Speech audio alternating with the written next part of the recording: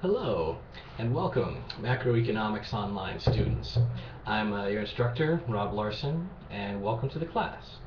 I just want to present this short video to you this first week and sort of review for you a couple of the most important features of this class and elements in the syllabus. Surely the first thing to mention up front is that this is a course that's being developed this term. That means it's being taught on the Canvas software system for the first time. And we're going to be adding some features as we go through the term to fully exploit the value of the software there. You should be advised that there will be new things added. When this takes place, it will be announced on the course page, and you're likely to receive a email communication additionally. So you'll find, if you go to the first announcement at the front of the Canvas course page, you'll find a brief welcome from me, the message there, and also the course syllabus is attached to that as a Word file. Students are often used to that. So if you go to that first announcement, you click on that syllabus file, look at it, or run off a fresh copy whenever you need to. And I just want to review a couple of the big features of this syllabus just briefly with y'all. One thing to say up front is what the books are. Okay, they're listed in the syllabus with their book numbers, but just for you to have a visual impression, here's the main textbook, Krugman-Wells Macroeconomics. Needs to be the third edition there. Okay. Very important to have the correct edition, third edition. All right. The other book is your reader, which accompanies Real World Macro. That's the 29th edition there. Definitely need to get the appropriate edition there. The collection of articles in these volumes changes every year.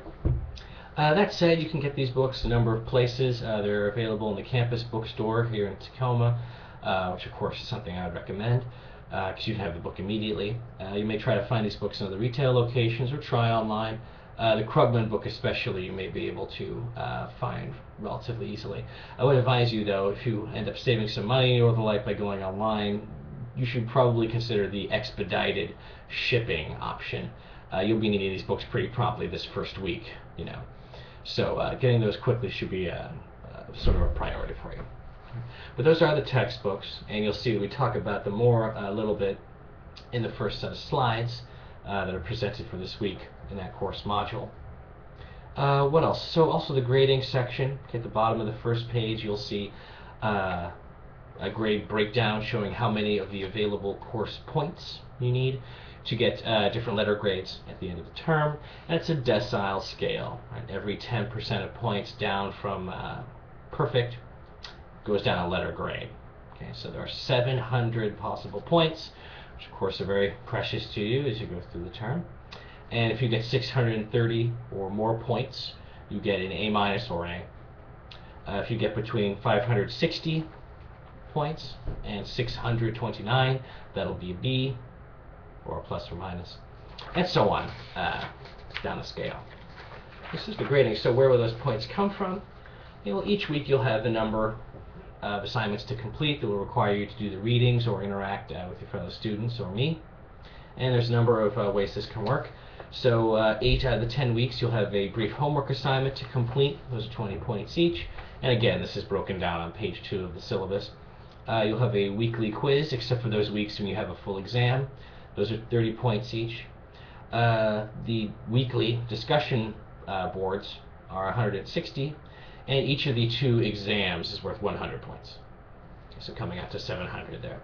There are a number of additional elements in the syllabus which I'll leave you to read, but just to mention one important thing that's been relevant in the past is to mention that there are 2 due dates during the week, 2 due dates. On Fridays, the discussion board posts and comments are due. And you can take a look at exactly what that means in the syllabus here. But it does mean that you'll want to make a post in response to whatever question or prompt you're provided with in the discussion for each week. And you want to remember, make at least one substantive, significant reply to another student's posting by Friday, and that's Friday at 5, close of business.